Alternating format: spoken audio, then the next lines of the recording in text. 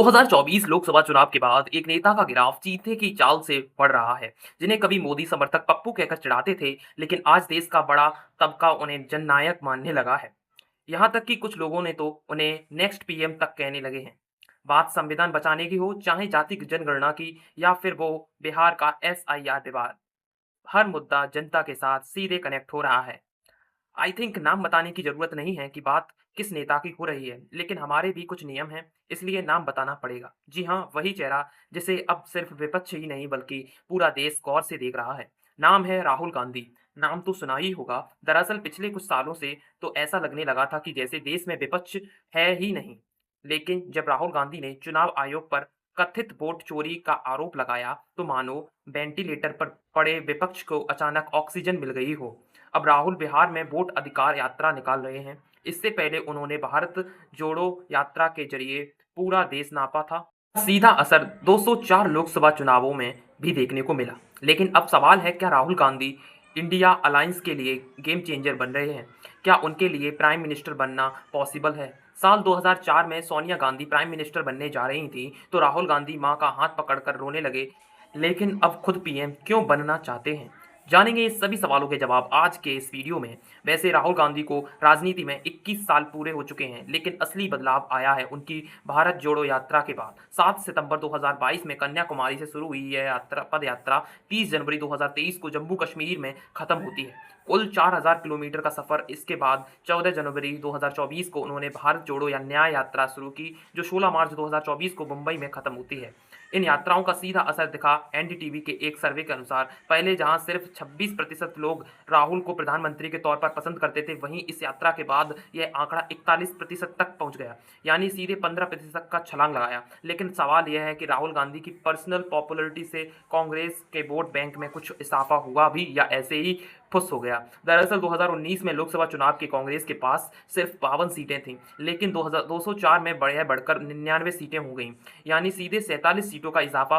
वहीं vote share देखें तो कांग्रेस को 2019 में 19.52% वोट मिले थे, जो 2024 में बढ़कर 21% से ज़्यादा हो गया, यानी करीब 1.7% की बढ़ोतरी। और इसमें सबसे बड़ी बात यह हुई कि 2019 में जिन 4 बड़े राज्यों यानी तेलंगाना, महाराष्ट्र, कर्नाटका और राजस्थान में कांग्रेस केवल 5 सीटें जीत पाई थी, वहीं 2024 में यही आंकड़ा बढ़कर 38 सीटों पर पहुंच गया। यह नतीजे साफ दिखाते हैं कि राहुल गांधी की भारत जोड़ो यात्रा ने न सिर्फ पप्पू वाली इमेज को तोड़ा, बल्कि लोगों का भरोसा भी कांग्रेस की ओर बढ़ाया। हालांकि ये पॉपुलरिटी और सीटें 2024 में राहुल गांधी को प्रधानमंत्री बनाने के काम में नहीं आ पाई, यानी वो पूरी तरह से सफल नहीं हुए। लेकिन इस बार राहुल गांधी ने सफल होने के लिए राजनीति की असली नब्ज पकड़ ली। चलिए बताते हैं। तारीख थी 20 सितंबर और साल 2023। लोकसभा में वुमेन रिजर्वेशन बिल पर बात चल रही थी। चर्चा के दौरान राहुल गांधी अपने डेस्क पर खड़े होते हैं और कहते हैं, भारत सरकार के कैबिनेट में कुल 90 सेक्रेटरी हैं। मैंने खुद को से पूछा, इसमें से कितने ओबीसी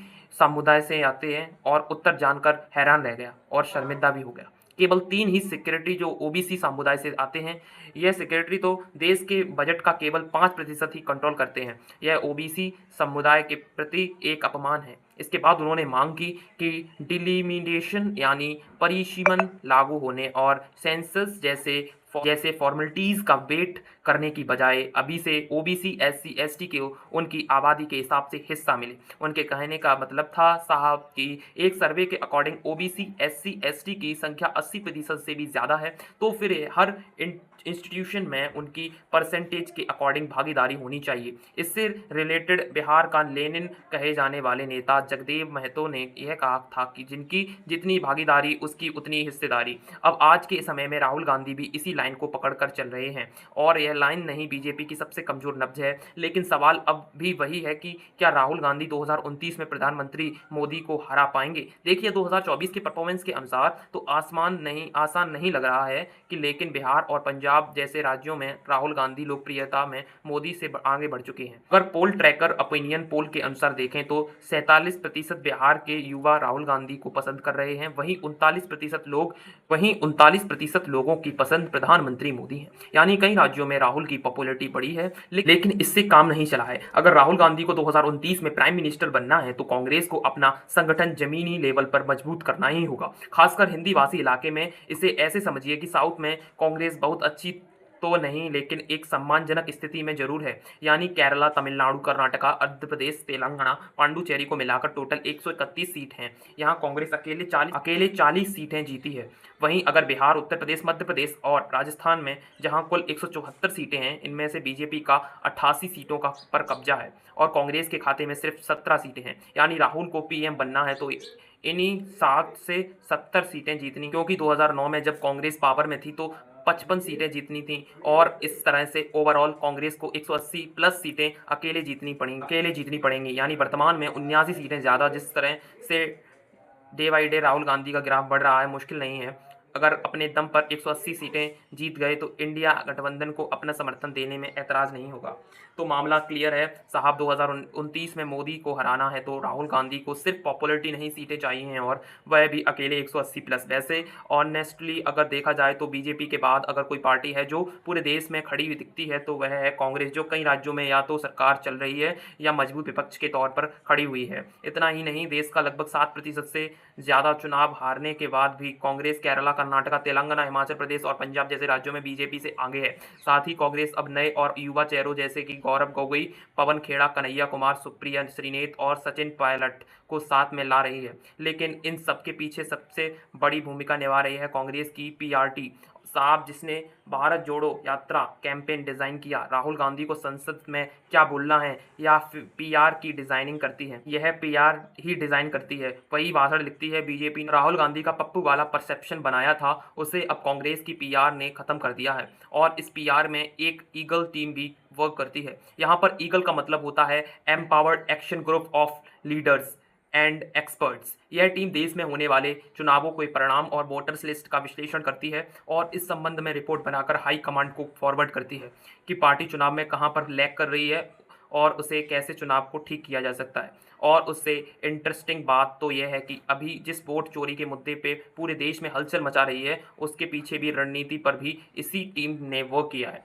इस पीआर की वर्क ने राहुल गांधी की इमेज तो ठीक कर ही दी है, लेकिन क्या अब राहुल विपक्ष के लिए फ़ायदेमंद होंगे? इसके लिए हमें थोड़ा सा पीछे चलना पड़ेगा। 7 अगस्त राहुल गांधी प्रेस कॉन्फ्रेंस में आते हैं और देश की राजनीति में जैसे भूचाल आ जाता है।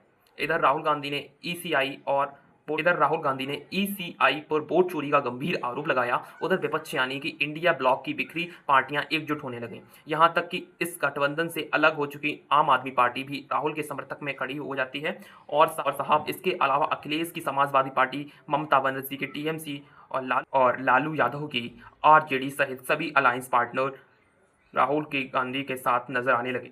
फिर 8 अगस्त को राहुल ने लीडर डिप्लोमेसी का गेम भी खेला, जिसका नतीजा यह रहा कि 50 से ज़्यादा सीनियर विपक्षी लीडर एक छत के नीचे मिलते हैं, जिसको पूरे देश में विपक्ष एकता के रूप में देखा गया और उसका सीधा असर सिर्फ 3 दिन बाद यानी कि 11 अगस्त को ही देखने को मिल जाता है। सारा विपक्ष चुनाव आयोग के खिलाफ सड़कों पर उतर आया। अब जरा सोचिए तो जो पार्टियां अब पहले राहुल गांधी को लीडर मानने में हिचकिचाती थीं, वही पार्टियां अब विपक्ष का चेहरा मानने लगी थीं।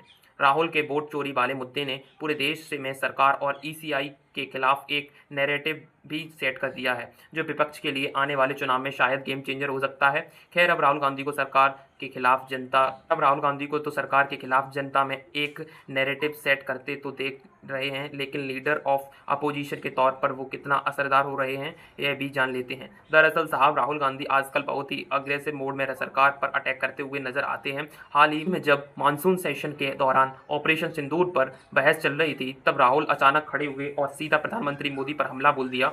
मोदी जी, हमारे एयरफोर्स को पाकिस्तान के सैन्य ठिकानों पर हमला करने से क्यों रोका कर, जो है सदन भी सन में रह गया। और फिर राहुल ने विदेश मंत्री पर एस जयशंकर को निशाने पर लिया। उन्होंने कहा चाइना और तुर्की ने ओपनली पाकिस्तान का सपोर्ट किया, तो दुनिया के मंच पर पाकिस्तान को आतंकवाद के लिए कटघरे में क्यों नहीं खड़ा किया गया? विदेश मंत्रालय क्यों फेल हुआ? राहुल यहीं नहीं रुके, उन्होंने अमेरिका और डोनाल्ड ट्रंप को भी लपेटे में ले लिया।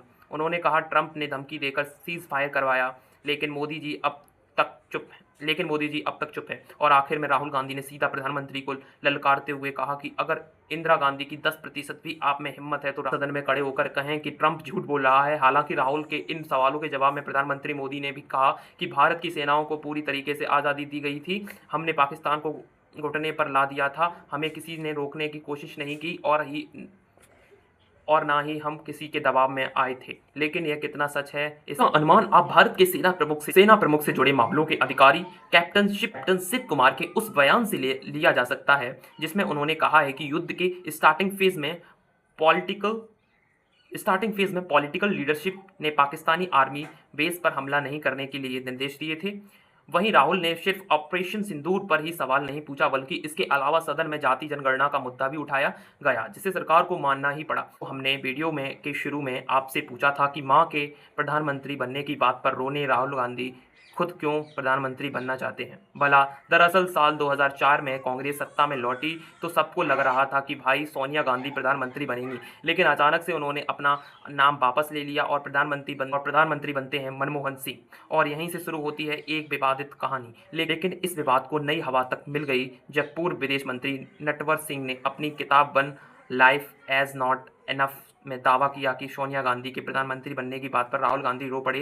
राहुल सोच रहे थे कि अगर मां प्रधानमंत्री बनी तो उनकी जान को खतरा हो सकता है। यह उनका भावनात्मक डिसीजन था, क्योंकि गांधी परिवार ऑलरेडी इंदिरा गांधी, राजीव गांधी की हत्या देख चुका था। हालांकि कांग्रेस इन दावों को खारिज करती है। पार्टी का कहना है साहब कि सोनिया गांधी का पीएम ना बनना उनका पर्सनल और पॉलिटिकल समझ से लिया गया फैसला था। लेकिन अब तस्वीर बदल चुकी हैं। तब जो राहुल गांधी नए राजनीति में आए थे, यानी बिल्कुल फ्रेशर थे, अब लीडर ऑफ अपोजिशन बन चुके हैं और अब एक तबका उन्हें पीएम के रूप में देख रहा है। हालांकि राहुल गांधी ने यह कभी नहीं कहा कि उन्हें प्रधानमंत्री बनना है, लेकिन उनकी पॉलिटिक्स में एक्टिवनेस साफ बता रही है साहब कि वो कांग्रेस को सत्ता में लाना चाहते हैं। और अगर कांग्रेस 180 सीटें से ज़्यादा सीटें लाती है तो स्वाभाविक तौर पर राहुल गांधी की ही प्रधानमंत्री के पद पर दावेदार होंगे। यानी 2004 में रोने वाले राहुल अब एक एम्बिशियस नेता बन चुके हैं।